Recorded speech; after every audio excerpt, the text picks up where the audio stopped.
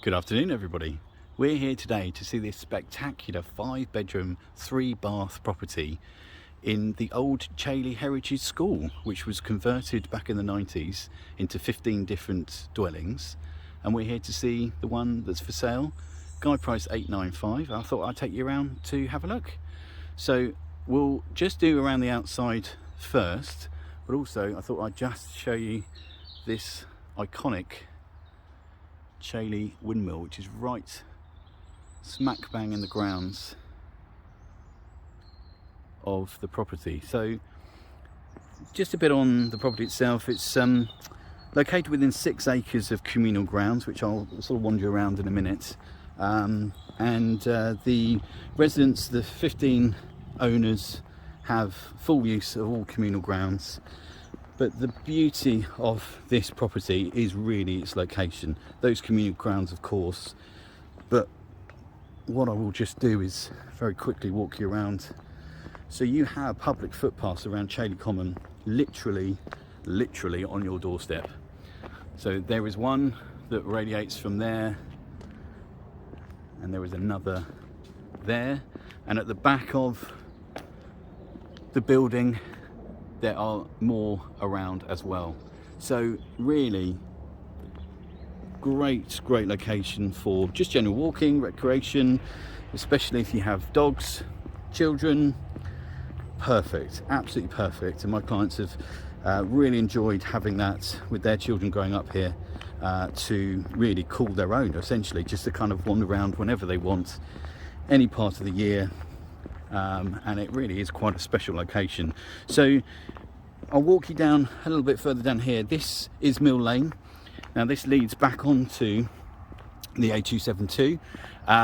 So from a point of view of location, you are very close to the A road there, but from a sound point of view and from a visual point of view, you are very far away. You really wouldn't know that that road is there, but it's at the end there.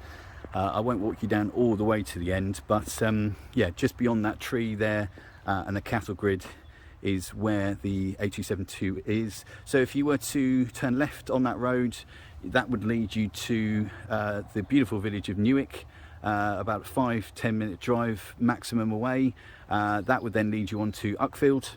If you were to turn right at the end of Mill Lane, that would lead you very quickly to North Chailey itself, where you would stem off to Burgess Hill, and also then to Haywards Heath, being only 15 minutes away, if that's, to be honest with you, and the village of Linfield and Cookfield beyond that as well. So really you are very centrally located. At the end of this road there is a petrol station to the right, to the left of at the end of Mill Lane, literally a 5-minute walk from here, where you can obviously get your staple goods, bread, milk, etc. So actually a very good location, but the beauty about this property is really being tucked away and having your own slice of tranquility, really, with all these incredible walks on your doorstep.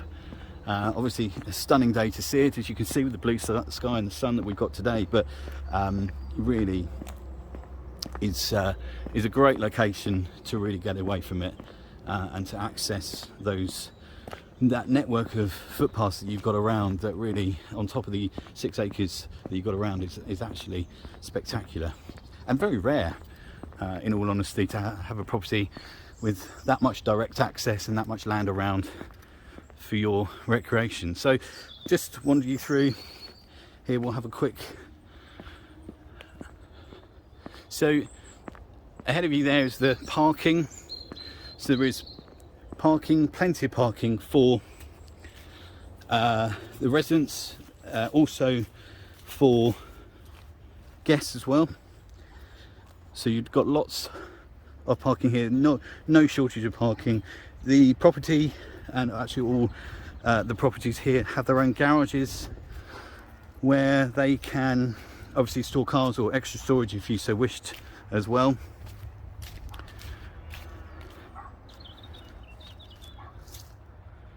So just take all that in. Now the windmill is open, I think it's every other weekend for a couple of hours on a Sunday. for people to come and have a quick look around. It's just recently been refurbished with a bit of a lick of paint and a bit of treatment internally and externally, I believe. So these are the communal grounds here. So behind there you've got Chaley Common again, lots of footpaths going out from there. So really the border that you see here is the border for the communal grounds there. And this area has really, my client tells me, seen many uses, and actually, you know, the residents welcome, the owners welcome the use of this land in many different ways, whether it's to kick a football, trampoline. You've got other potential things that have happened throughout the years. There have been camping going on here. I've just been informed by my client that there was actually a wedding reception here by one of the owners. So yeah, I mean, it really does have that extension of your back garden that is quite rare to find, especially for children, etc. If they wanted to kick a ball, throw a frisbee, etc., you have all that here with no conditions, no rules, no regulations to follow. It's really just a free-for-all to use as you so wish. So as I say, you've got 15 different residences around here, and they all have their own little section of land that comes, when I say land, more patios and seating arrangements that sort of adjoin and abuts the sides and rear of their property. So there is a management company that is set up.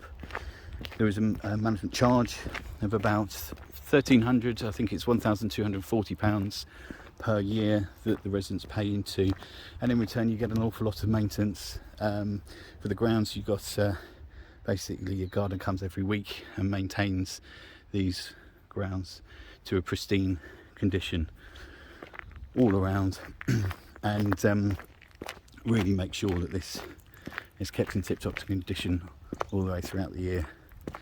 So there's some more parking down there, and this is the garaging block that I was referring to earlier on. My client's got a double garage, so that actually has power, and there is a tap. Now, quite uniquely, that power attached to the garage is actually the cost of the power that you use there is actually then taken out of the management costs, so it's not a direct cost per se to in a sort of conventional way to the owner.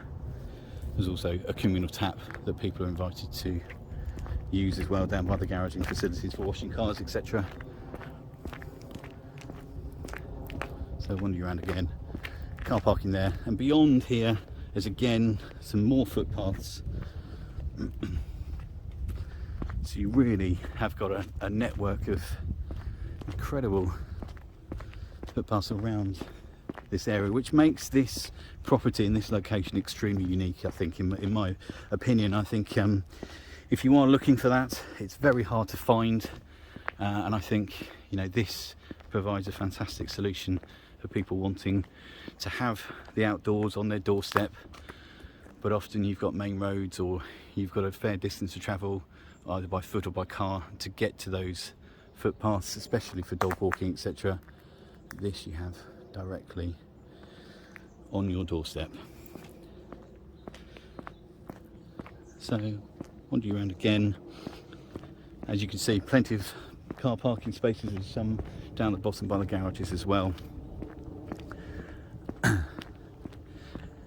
And at night time, just to kind of give you a bit of impression, the windmill is lit up, so it creates a very nice sight. You've also got these lights here, you kind of see as we wander around here, that light up and light these paths up. Right, so we're just coming up to the property itself, and here we are. So obviously we'll go and have a look inside, but I just thought I'd mention this. So actually my clients own this grass area here, and this is actually their own private area. Obviously not enclosed, as you can see. It's not really the way the development is kind of run and wants to be, but my clients have this called their own, and that is their door to their living room. So it's all very much of that sort of way, that you have your own private area, but then you also have these incredible communal grounds as well. So I'll walk you up to the front door. So there are front doors obviously for the other dwellings here, and then this is the front door for North Wing.